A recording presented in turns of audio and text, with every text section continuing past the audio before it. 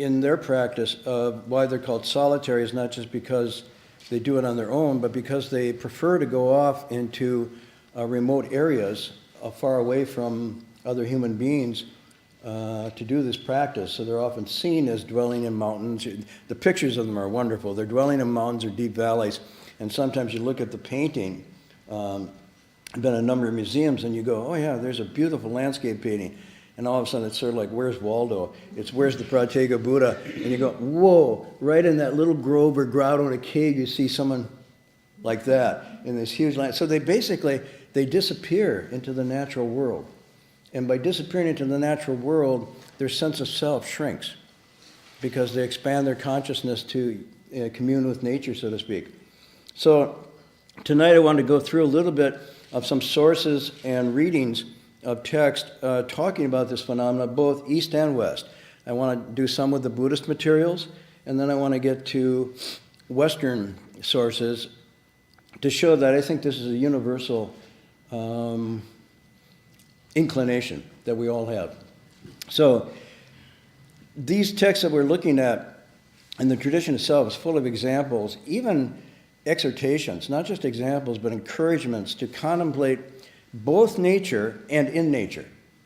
In other words, to use nature as a meditation topic, but to also position yourself in nature to cultivate. And the earliest sources depict these cultivators removing themselves from cities, villages, the market, often the capital. The capital is particularly singled out as a place of confusion and dishonesty and intrigue and subterfuge. That was only true in the past. It's not the case anymore. And what they do is they leave these places and they enter woods or mountains. And either the peaks of mountains, this is one place that you'll find, they go to high remote peaks where the air is thin and cold and the water's cool. Or sometimes they go into these remote valleys, deep in these valleys. Or even the seashore and the ocean they use as places to, and they say to do their work, to do the Buddha's work, in other words, the work of awakening. And so you can see that, thank you, this begins prior to even the Buddhist tradition. We see this in ancient India for many centuries, even prior to the Buddha. There is a tradition of people doing this. And even the Buddha, have some of you read the Buddha Charita, which is the life of the Buddha? Yeah, because I know you're here. We read it together. In the Buddha Charita, which is the life of the Buddha by Ashvaghosha, there's some wonderful descriptions of the Buddha when he goes forth. He cuts his hair, he leaves the palace, and where does he go? Yeah, to the forest. He goes in the forest and the mountainous areas, the remote areas, to begin this practice of what it's either called going forth or leaving home. Depends on how you look at it. It's the same thing. It's leaving an identity and a way of being and reconfiguring oneself from a radical deconstruction of ego and identity. So it's either going away from something that's entangled, and you see it that way, or you see it as positively going forth into something that's yet unrealized in yourself. Not inherent, but just unrealized. And so it can be either way. And the question is, why do they do that? I could pose this rhetorically, but since there's a lot of people tonight and nobody's talking, I'll ask a question. What is it that draws us or them to nature? Now you can reflect, you don't know about them, but you know about you. Or you could say, nothing draws me to nature, I hate it. There was a very famous congressman here who was responsible, along with other people, key responsible to the development of what we call the whole conservative area of the Bay Area, including the National Point Rays, the Golden Gate National Recreation Area. That whole area was set to be developed. Condos, massive condos with amusement parks. They even had the drawings for it. And he, through his political influence and people here, got together and they actually stopped that from happening. So we can go out now to Point Reyes National Seashore and the Golden Gate, recreational area and walk for miles and be in nature. But he himself didn't particularly care about nature. But he was really interested in supporting people who did.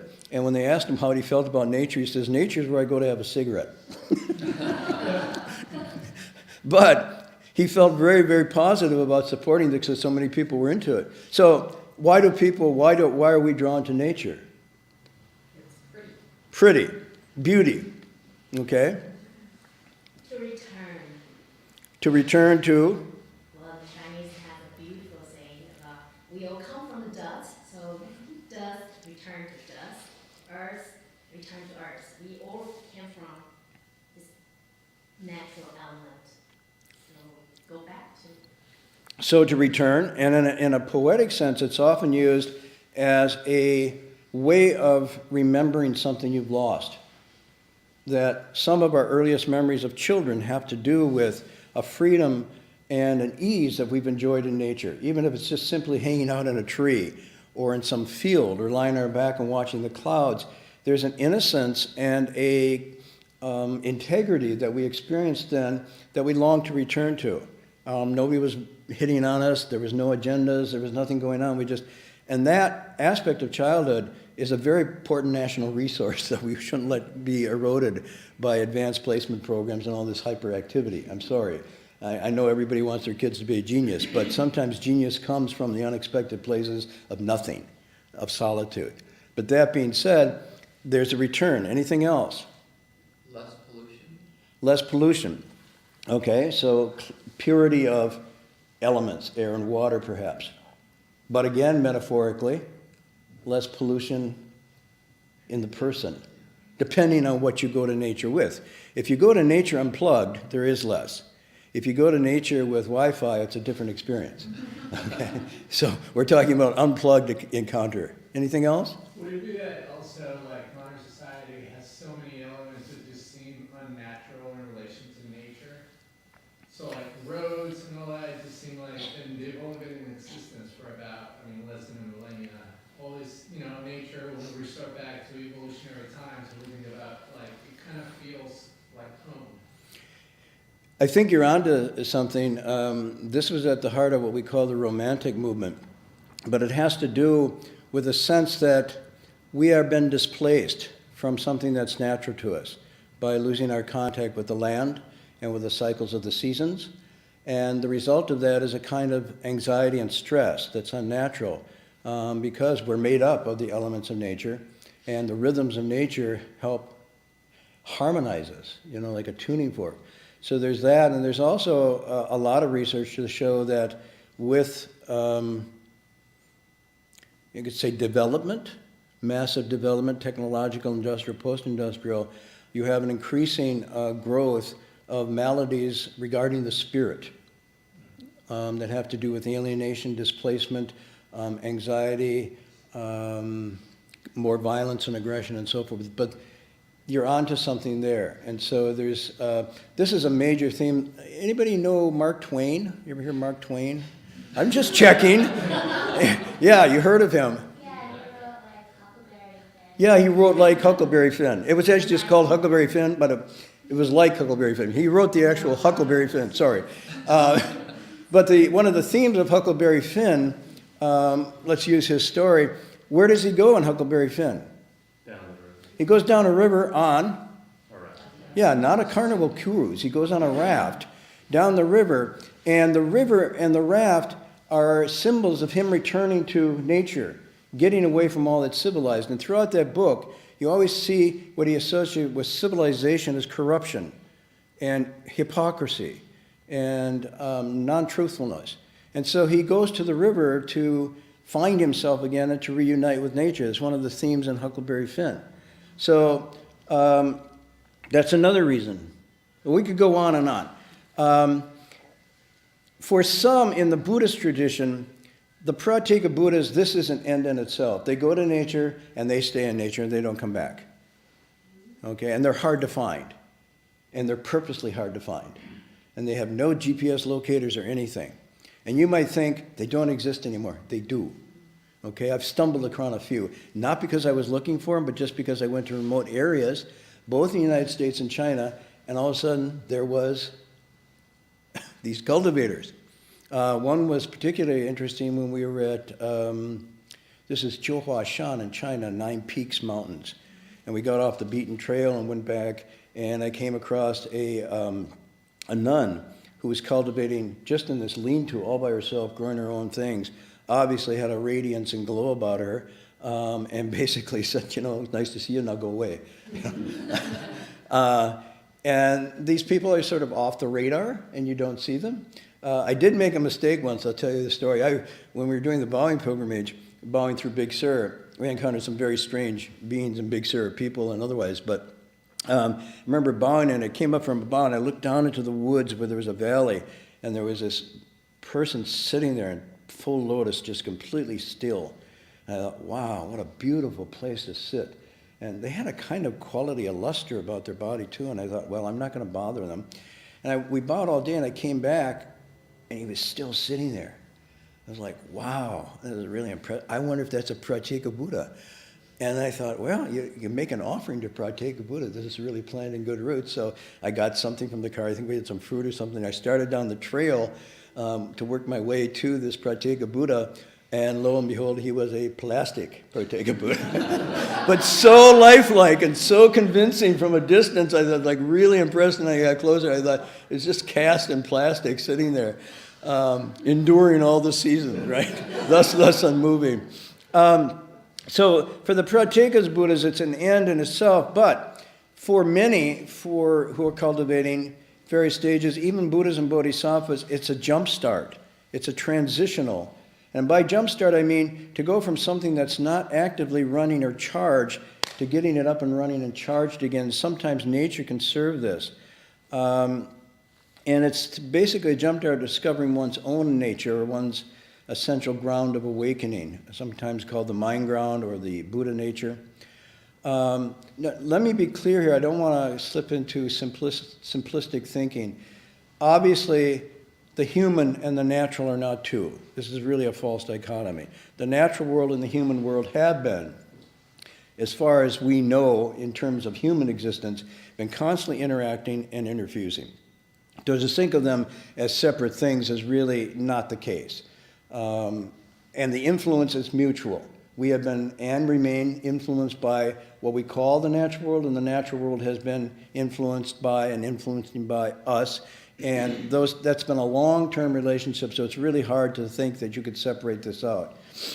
That being said, I think it's rather a difference not in kind but in degree. So when these cultivators went, they went into something that was less human-touched, not so intensely human touch. I would say under-civilized. And by civilized, I mean cities. Under-civilized, or even uncivilized. But uncivilized doesn't mean savage. It just means close to that which is not human constructed. Now, what's interesting about this, if you read Yogacara text, you'll see that one of the exercises is to deconstruct the imaginings and the fabrication of consciousness as it creates a reality between its sense organs and sense objects. And that part of the practice of the meditation in the Yogacara is to break out of that fabrication or imagining mode, to stop the active use of consciousness to create a delusional ego-based reality.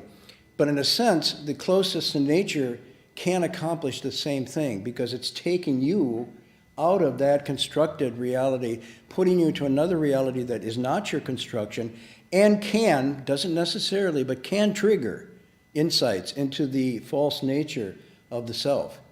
So largely there's two things that come out of using nature in this way. One, at least in the Buddhist tradition, and tonight I want to quote some poems, I think it carries over, is it gives a direct, visceral encounter with impermanence. When you are in that world, there is nothing that's fixed or settled. Everything is in movement and change. Trees are falling, grass is growing up, the water and the wind is moving.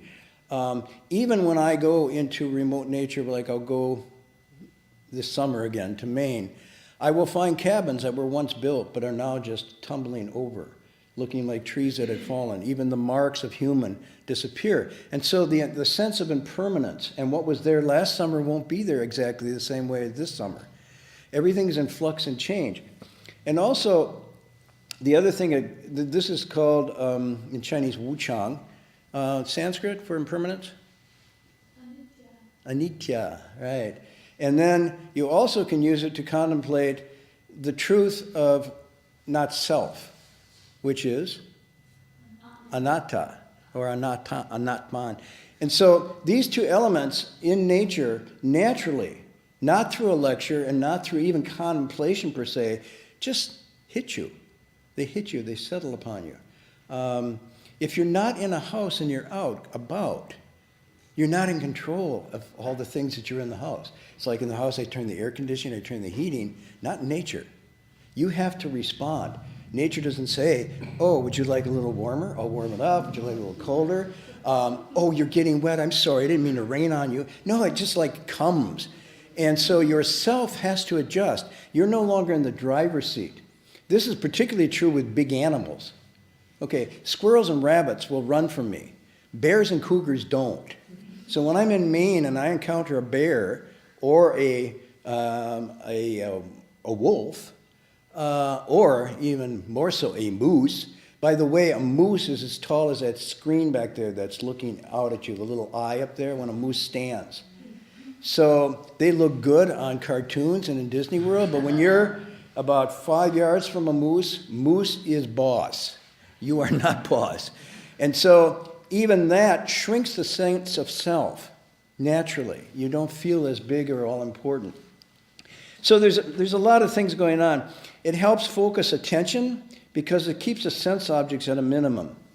But you have to be careful. You can turn the wilderness into a mall if you're not careful. In other words, the mind that creates the mall can actually recreate a wilderness into a sort of mall. You can get into all this collecting stuff. I'm going to collect this and this and this and this. You get all collecting.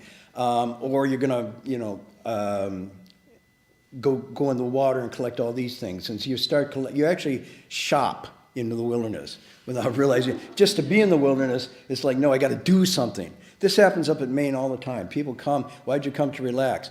Okay, they're up at 6:30. What are we going to do? We got to do something. Let's plan the day. It's like, you don't have to do anything. What? And then the mad wheels just start to spin. They don't know what to do. So they go out and do things. They'll peel bark off and make houses out of it, or they'll carve trails, or they'll go gather berries, or they'll build things. There's a constant building project going on, sawing and hammering for things we don't need. And by next summer, we'll be gone again, but busy. So that's one thing that you can take advantage of, is you keep the objects at a minimum unless your mind goes mad. Also, by reducing and simplifying outside, you can better listen to inside. This is one of the things that wilderness really provides. It's a way of returning the hearing to listen to the essential nature. This is Guan Yin's Dharma door. But by not having those sounds, now there is sounds in nature for sure, but they're not sounds that are artificially generated that are meant to pull out the senses. They're just there. So again, when I'm in Maine, I can hear a bird flying overhead at 70 feet up. It's so distinct. It's and it's gone. I can hear the wind blowing through all the leaves. I can hear the ripples. I can hear the animals and so forth. But I don't hear music. I don't hear news. I don't hear horns. And mostly I don't hear guns. All these things aren't there. And so what I do hear is myself. And sometimes when I'm there, it's so quiet I can hear my heartbeat just as I'm sitting there. My first experience with this was actually in northern Wisconsin when I was a boy. And way up in northern Wisconsin, a cold winter, the snow had just fallen. I was in a log cabin and I had to go outside. And when I went outside in the middle of the night, there was absolutely no sound at all. I don't know how to describe this. No sound. I mean, it's hard to imagine. Absolutely still. There's just the white snow, cool air, and no sound. And as I looked up, the stars were almost touchable. They were that sparkly and close. And all I could hear was my own heart beating. And this was not broken by not even a wind. And that was a very stunning kind of experience for me. I can't put it into words, but it changed me in a very deep way.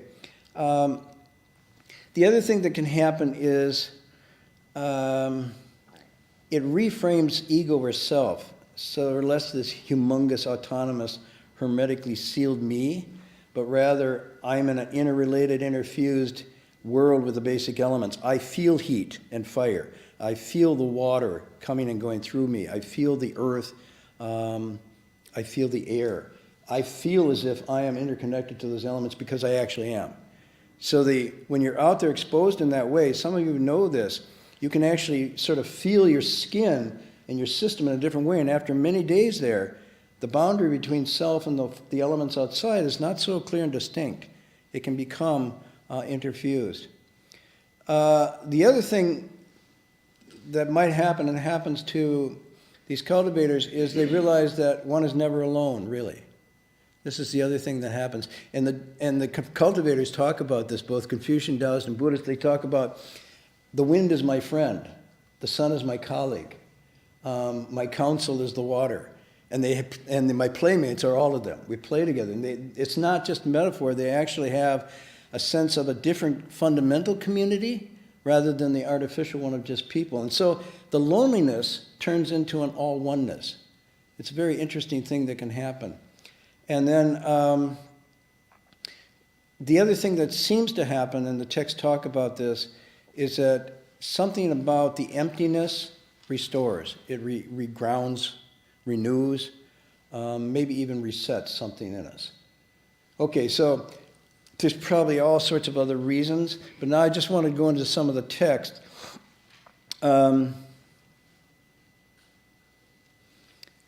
Sometimes when people become monks or nuns, they wander, and it's called doing dhutanga. They actually just take very simple possessions, and they walk and they wander. And this one is actually from the Vinaya. There's a quote from the Vinaya. It says, "The Blessed One prays roots of trees as one of the dependencies." And so they don't live inside, they don't take houses, they take roots of trees as where they dwell. And they also take the practice of not staying at the root of any tree for more than 3 days. So as not even get attached to the tree. So they wander every 3 days, they move tree to tree to tree, or place to place. So these are part of those wandering practices. Let me read you a passage. This is a passage from the Visuddhimagga, translated as? Anybody? Visuddhimagga? Come on. Path of purification. Yeah, sometimes called the Path of Purification. It's a beautiful, lengthy text of description, basically, what it means to cultivate morality or ethics or clarity of conscience, what it means to use and enter states of still concentration, and what it means to gain insight. So Sheila Samadhi Prajna, it's a text explaining that.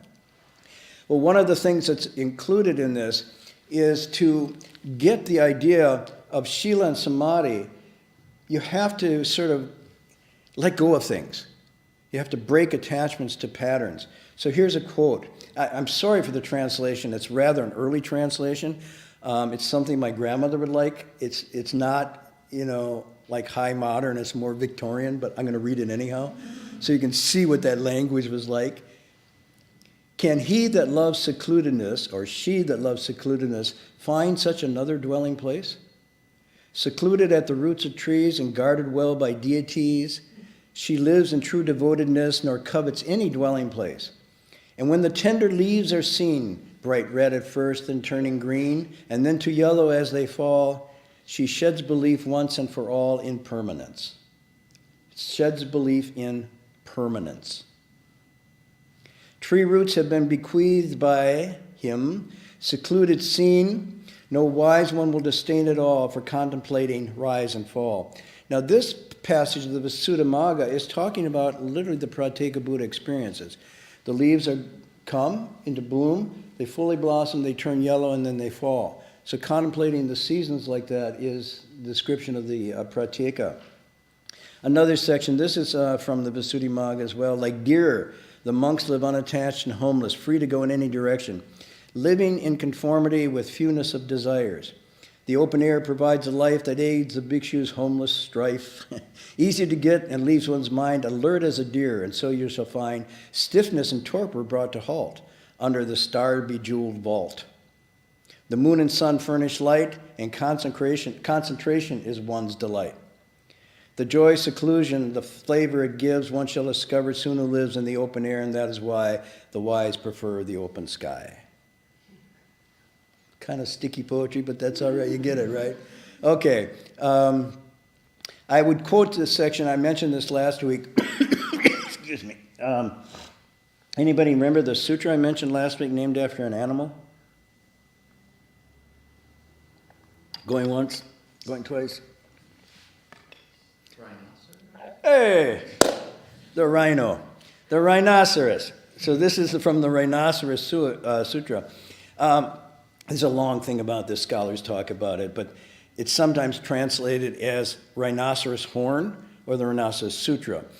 And they get into this. It must be Indian because only Indian rhinos have a single horn, whereas the African ones have two horns. This is what scholars do. But basically, it's because the Asian rhinoceros only had one horn. Perhaps this is the one it's talking about. So that makes it think, oh, it must be a genuine text because it's got, anyhow. So basically, it's a rhino who wanders solitary, okay? And this is, I can't translate. So it's Kagavisana Sutta, the Rhinoceros Sutta. I'll just read you a couple. It's all in verse form. And I'll just read you some of these to give you a flavor. As the deer in the wilds, unfettered, goes for forage whenever it wants, the wise person valuing freedom wanders alone like a rhinoceros. I'll go down and just few more that I thought may be interesting. Because sensual pleasures, elegant, honeyed, and charming. Isn't that nice? Elegant, honeyed, and charming. Bewitch the mind with their manifold forms. Seeing this drawback in sensual strands, chains, wander alone like a rhino. Let me give you another one. With no greed, no deceit, no thirst, no hypocrisy. Delusion and blemish is blown away, with no inclinations for all the worldly things. Every world wander alone like a rhino.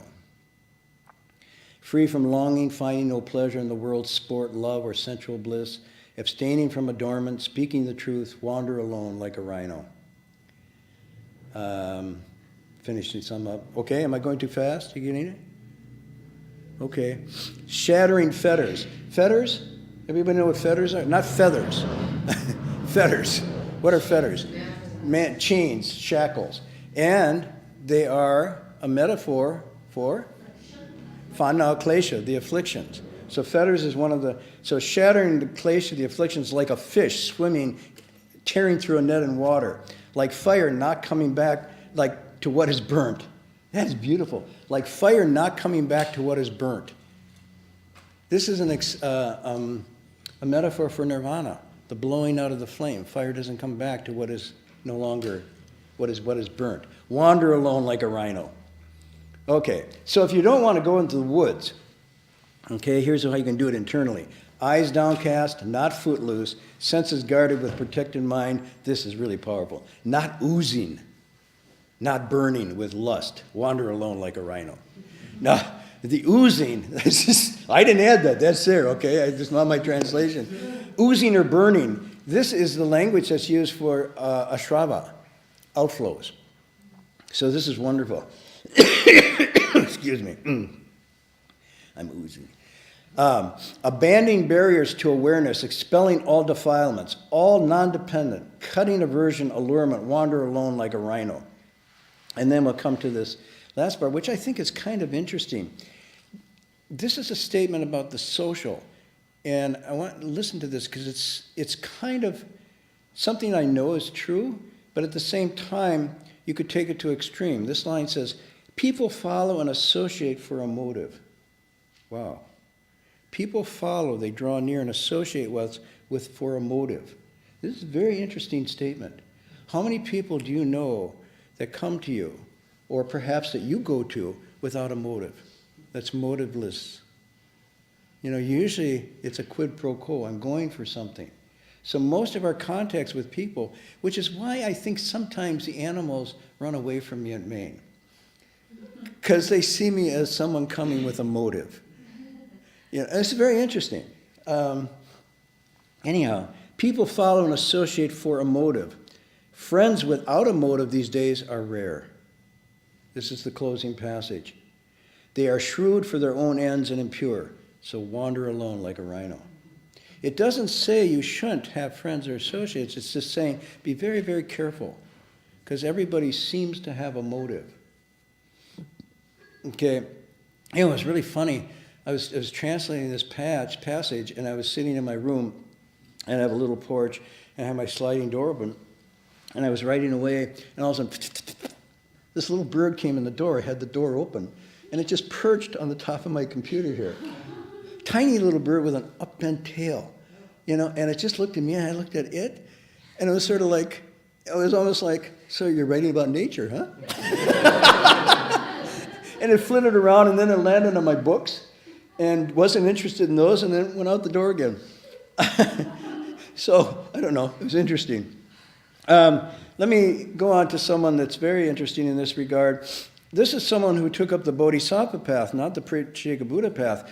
But what happened, he took up the Bodhisattva path after deeply immersing himself in solitude and nature, like a Pratyeka Buddha.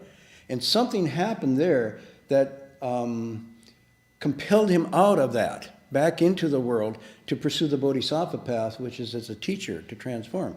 So this is someone called Empty Cloud, Shuyun, you know, the Chinese.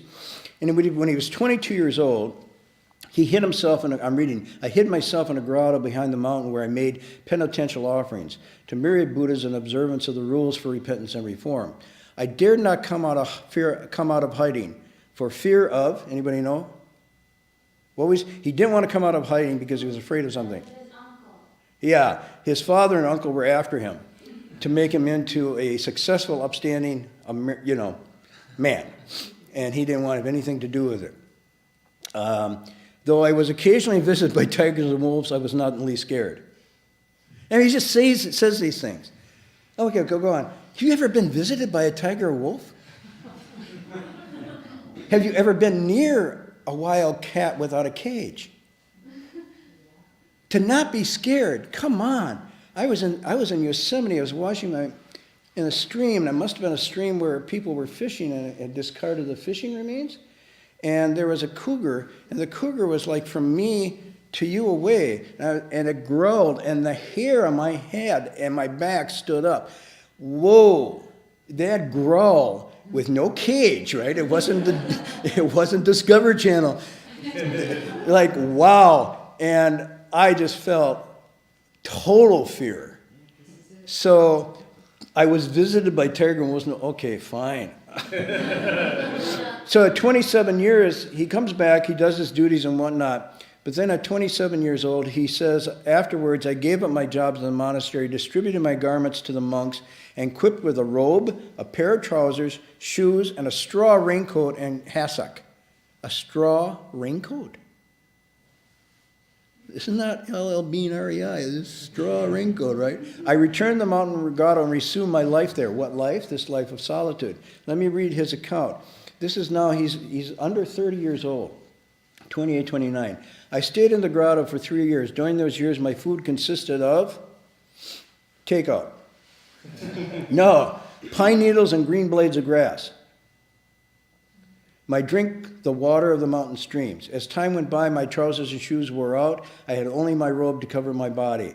My hair and beard grew to over 1 foot in length, so I wore a top knot on my head. My eyes became bright and piercing so that those who saw me took me for a mountain spirit and ran off. Thus I avoided speaking to others. So if you don't want to be social, you can try this. Don't bathe, let your hair grow, and let your eyes become bright.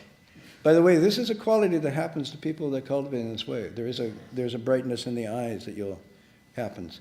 In the first and second years of my seclusion, I had many unusual experiences, but I refrained from discriminating about him, turning my back in singleness of mind to look into them while reciting the Buddha's name. Deep in the mountains and marshy land, I was not attacked by tigers or wolves, nor bitten by snakes or insects. I neither craved for human sympathy, nor took the cooked food normally eaten by people. Lying on the ground with the sky above me, I felt that the myriad things were complete in myself. It's very interesting. Lying on the ground with the sky above me, I felt complete. I experienced a great joy as if I were a deva, a god of the fourth dhyana heavens, for worldly men was having a mouth and body.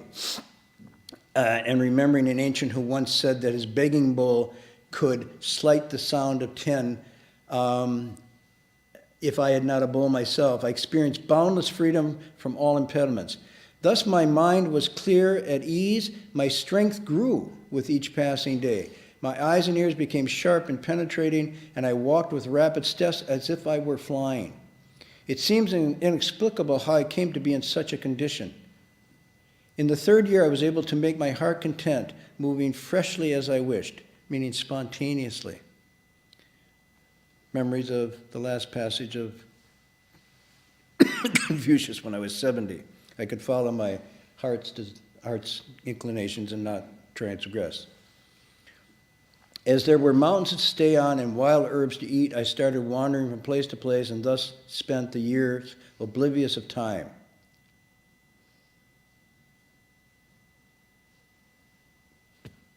There's his encounter.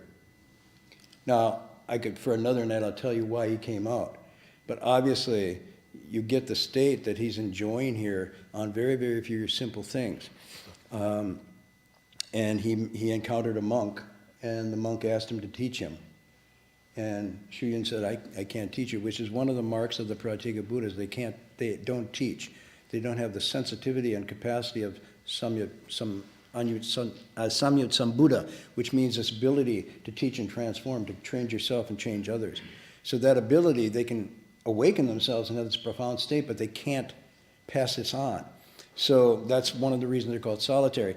And when he realized the sincerity of this monk who was asking for teaching, he realized that his practice was incomplete. And so that he went back into study. And the first text he took up was the Shurangama Sutra. Because the Shurangama Sutra, the monk says, I don't know much either, but I do know that the states you're getting into here is described in the Shurangama Sutra as being possibly dangerous. And so Shuyan had this awakening and left. Anyway, so much in so little time. Well, I'll just keep going. Here's one about the sea. One time, I don't know when I did this, I quoted a passage from a poem from Robert Frost. You have ever heard of Robert Frost?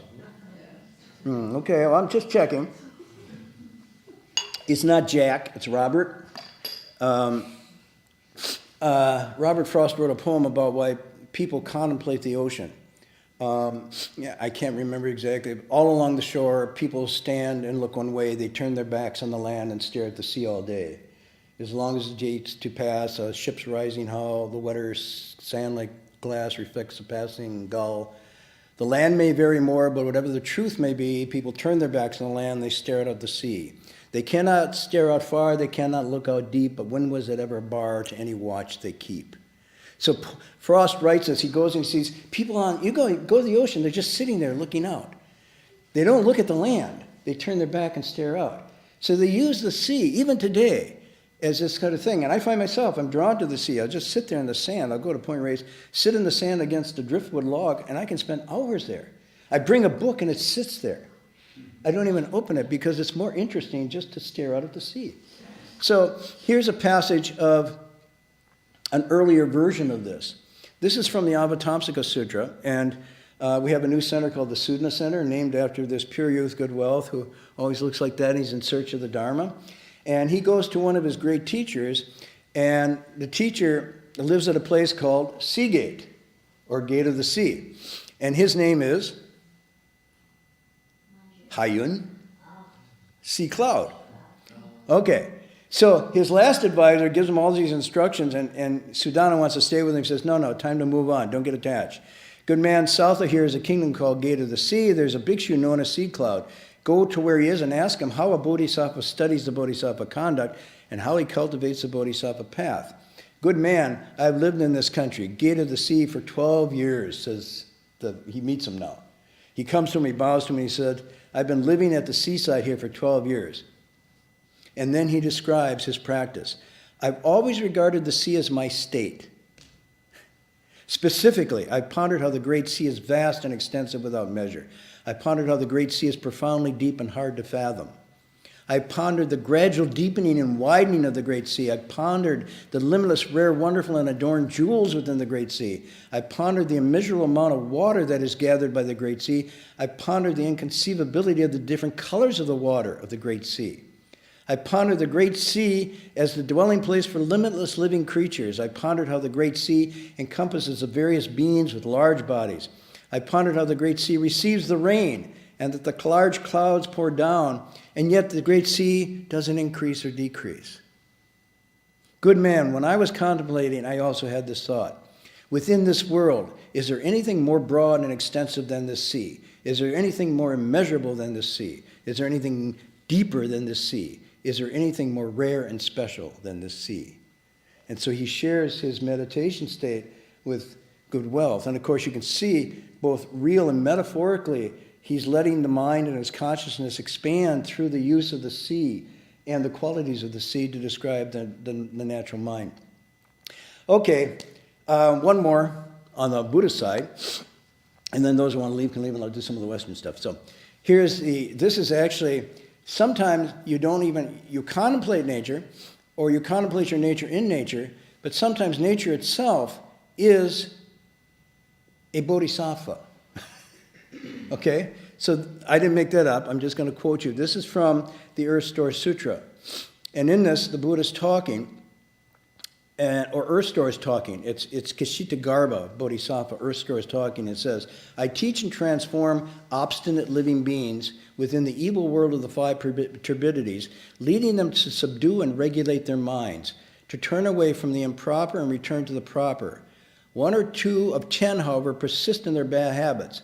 And so I divide into hundreds of thousands of millions of bodies to expediently reach them. These bodies may appear as mountains, forests, streams, springs and rivers, as lakes and fountains, as well as others, in order to benefit. All these manifestations are meant to be liberating beings. So here you have a very interesting passage where nature itself can be a teacher in that profound way, triggering these things. But apparently, this vow came about. I won't go to Thoreau. You all know about Thoreau. All right, he went into the pond. He didn't go into the pond. He built a hut by the pond. But basically,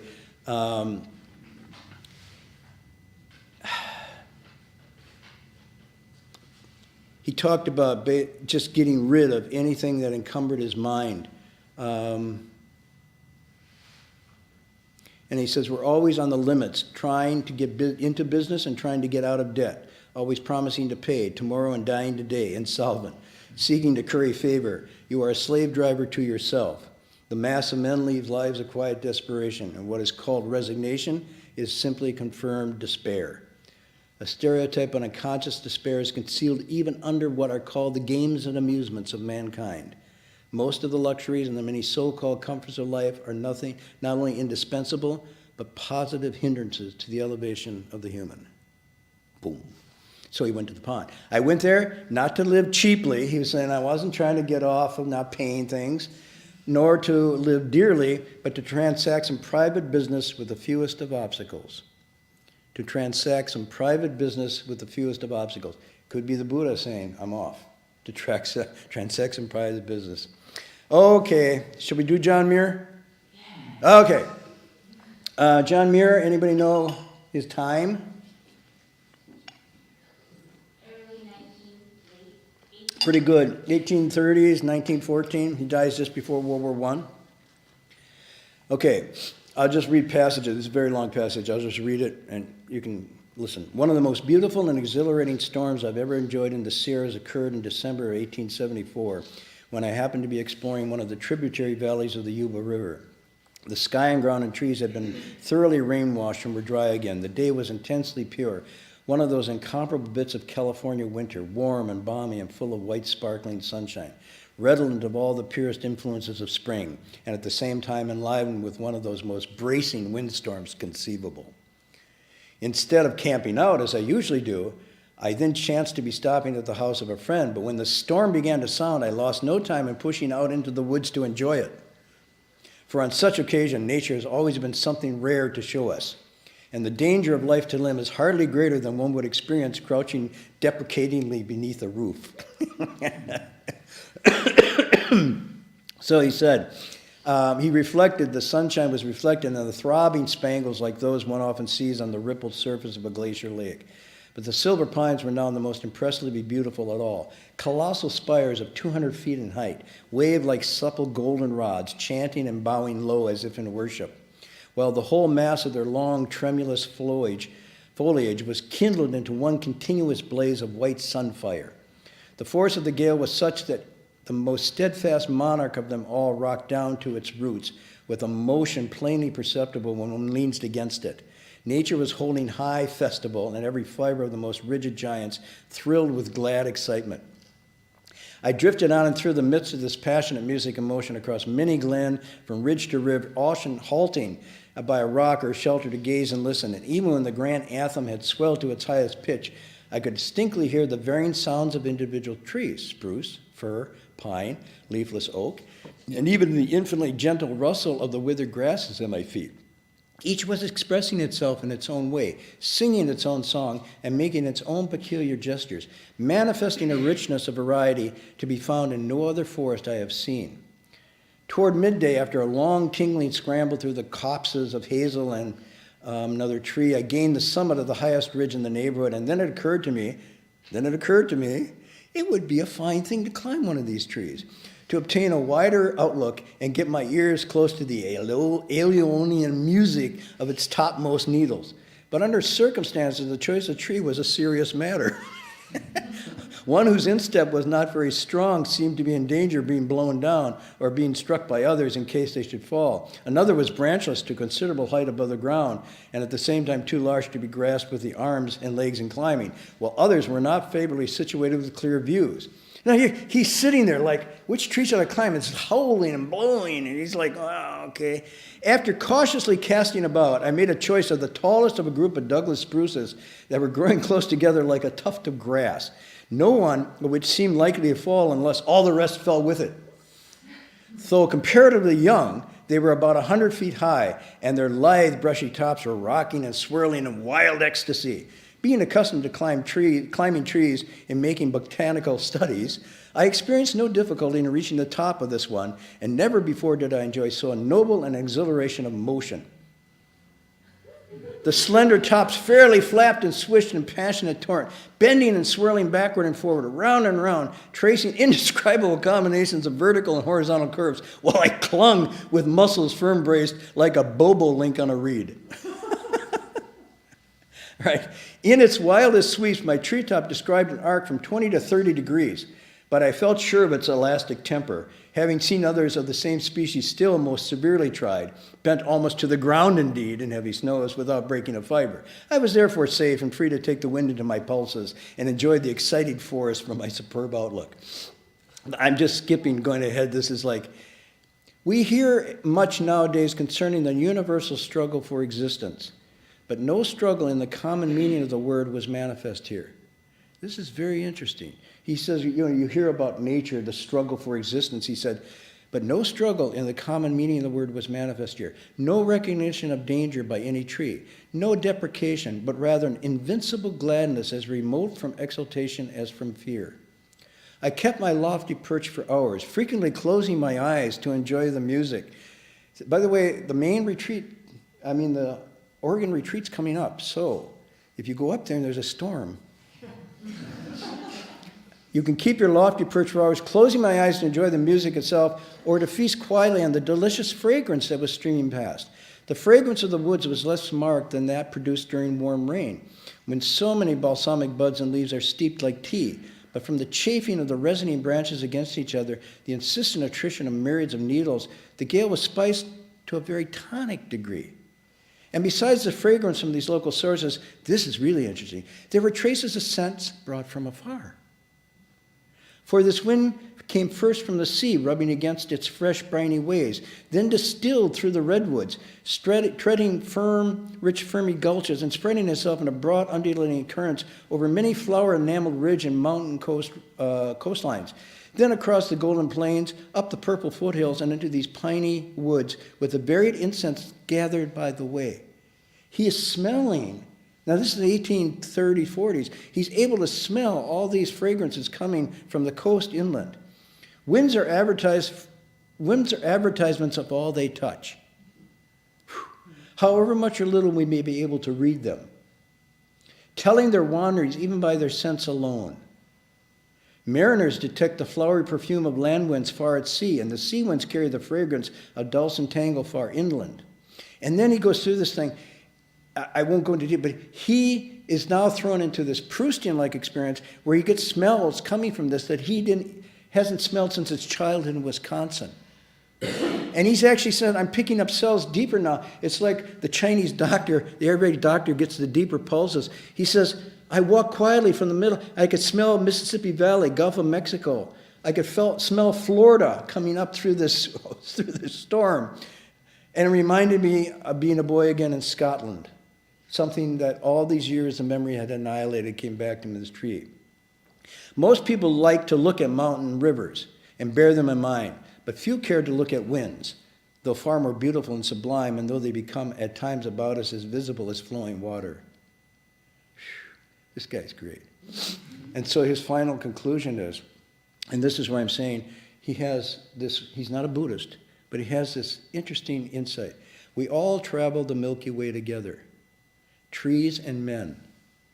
But it never occurred to me until this storm day while swinging in the wind that trees are travelers in the ordinary sense. They make journeys, not extensive ones, it is true, but our own little journeys away and back again are only a little more than tree wavings, most of them not so much. Let me read that last line. But our own little journeys away and back again from birth to death are only a little more than the wavings of these trees. Many of them not so much. Wow. Yeah. That's pretty good. Okay. So that, I promised John Muir, I'll give you one. Let me just read one. You try to guess who this is. I won't be able to do all my Western sources tonight because it's getting late. I'm running out of gas. But let me read you this one. And don't guess until the end. I thought the earth remembered me. She took me back so tenderly, arranging her dark skirts, her pockets full of lichens and seeds. I slept as never before, a stone on the riverbed. Nothing between me and the white fire of the stars, but my thoughts, and they floated light as moths among the branches of the perfect trees. All night I heard the small kingdoms breathing around me, the insects and the birds who do their work in the darkness. All night I rose and fell as if in water, grappling with a luminous doom. By morning, I had vanished at least a dozen times into something better. Now I lose myself, sleeping, layer, things peel off, the no self. I had vanished at least a dozen times in this experience, and I woke in the morning into something better. Guesses? Emily Dickinson? No. Mary Oliver. And this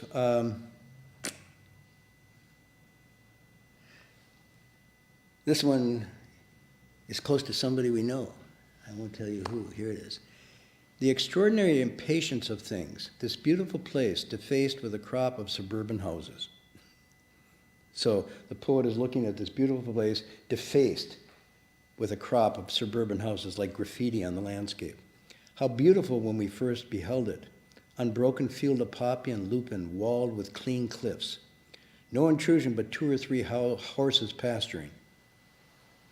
Only a few milch cows rubbing their flanks on the outcrop rockheads. Now the spoiler has come. Does it care? What is this? Now the spoiler has come to this wilderness. Does it care? Who's the spoiler? What's the spoiler? Man. Man and his machines and civilization. Not faintly, it has all time. It knows the people are a tide that swells and in time will ebb and all their works dissolve. So nature just says, okay, come, but eventually you too will pass. Meanwhile, the image of the pristine beauty lives in the very grain of the granite, safe as the endless ocean that climbs our cliff.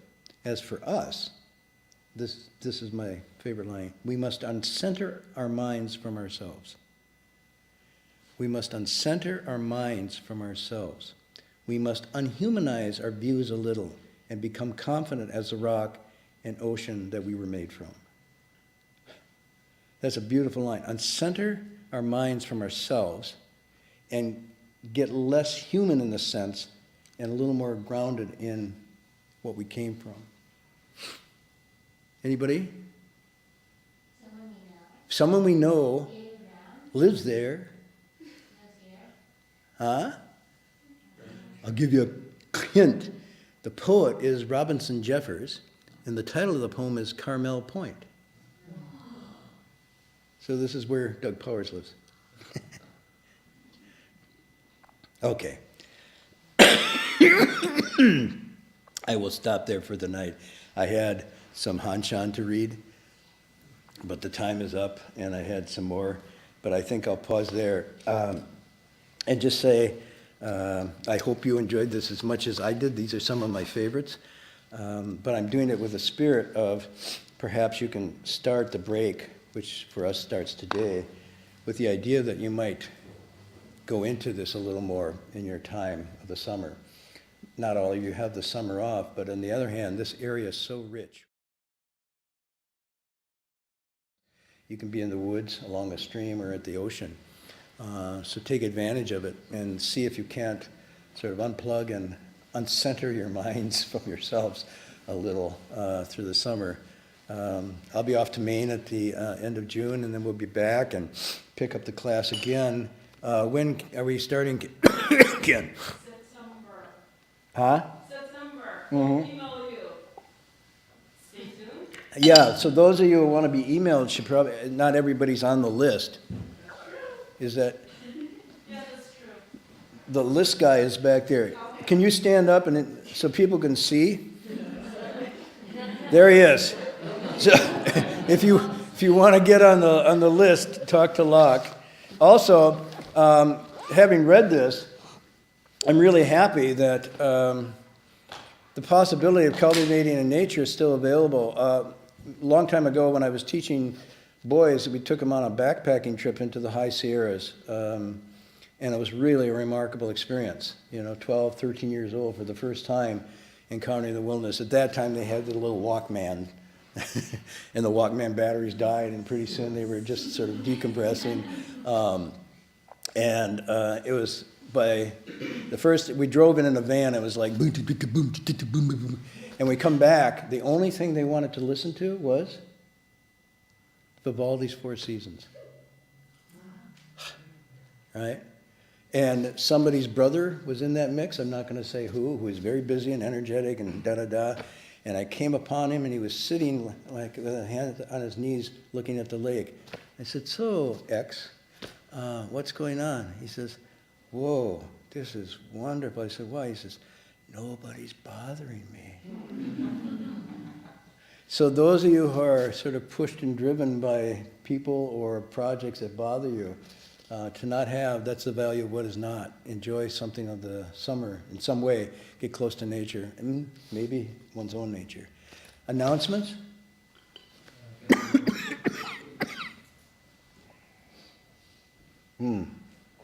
Thank you for this. Okay, so we have the summer programs here. Essentially, most of the classes are going to be stopping, but we still have our Saturday night lectures and Thursday night lectures in the monastery, as well as our daily meditation. But we actually have a number of summer retreats. So one is, I think it's already full, probably, Locke can probably tell me, but there's a retreat in Buddha Root Farm. There's a waiting list. So if you would really like to I gave that sign great pitch, up, and now there's just a waiting list. a Oh, waiting sorry. list, Oregon.monastery.org. So a lot of people drop out. Of the trees or the pro?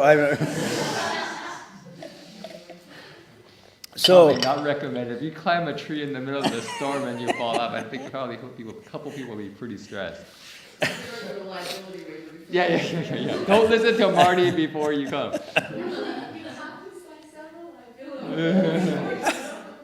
but even though there's a waiting list, I think what you're saying is still sign up because some people at the last minute pull away, and so you might. Yeah. That's oregon.berkeleymonastery.org. So that's the first week of July. The second week of July, if people want to do a kind of a meditation recitation retreat, we'll have one at the City of 10,000 Buddhas. And it's we call it a Guanin recitation session. And you see Guanin Bodhisattvas in the back, the Bodhisattva of Great Compassion. And you can find a place to sign up there, drbux.org. It stands for DRBU Extension. And so we have a number of retreats there. That's also very close to nature in that sense. I mean, in my yard, I have peacocks, deer, just grazing all the time, and unfortunately skunks. But at the city, it's basically a wildlife refuge. The animals know there's no hunting on the acreage, and so they just wander about very openly. So it's not exactly Oregon, but it's pretty good. Yeah, for sure. Huh? Like Narnia. Like Narnia? Narnia. She does like Narnia. Wow. So people are welcome to sign up, drbux.org. And then finally, after that, there's going to be a week break, and then we're going to have a retreat at the Sudana Center, which Marty mentioned tonight, and that's right next to the City of 10,000 Buddhas in Ukiah. The title is, I can't ever say her name, Irigare meets Nagarjuna. So she's a feminist philosopher from France, I think, a French feminist philosopher. And Nagarjuna Bodhisattva is a Buddhist Indian philosopher and master who wrote a lot of texts that became central in the Buddha tradition. So the retreat's going to be for 1 week there, and will be essentially says, a deep reflection on a new language of experience meets the transformation of Buddhism to a modern context. Well, it's going to be led by Doug Powers and Dharma Master Hung Shu. So if people are interested, I would sign up fairly soon because that could also be kind of packed pretty quickly. So it's drbux.org. If people want to take a postcard, you're welcome to take one or bring one for friends to take a look at. It's pretty nice to look at. So, okay, I think is there anything else happening? Any other announcements? Uh-huh. On behalf of all of the cultivators here, we want to thank you for your semester of really good medicine, which you seem to need. Yeah. Thank you, Marty. Have a wonderful. Appropriate for tonight, huh? Flowers. Wonderful. Well, thank you. Actually, I must say, whatever you think is happening here is only happening because you're here. And I'm being honest with you. None of this would come about unless you're there to stimulate this. So your curiosity, your questions, your excitement, then stimulates me to find stuff like this and keep going. If I'm just sitting there, it's just the bird on my computer and I don't even type. So thank you. We do the transference in English? Okay.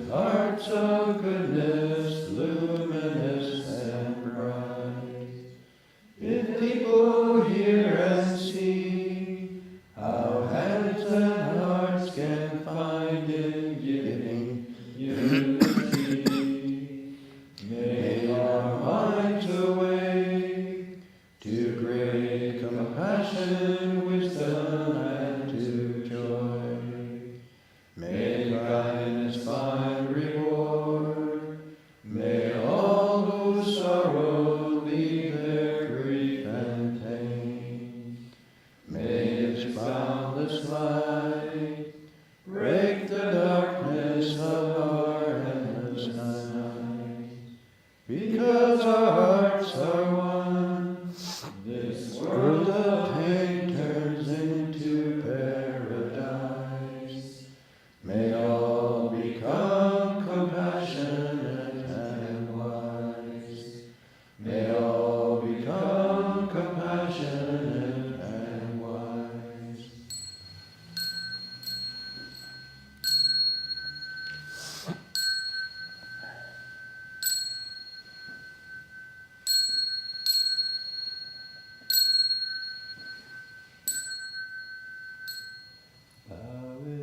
respect to the triple jewel.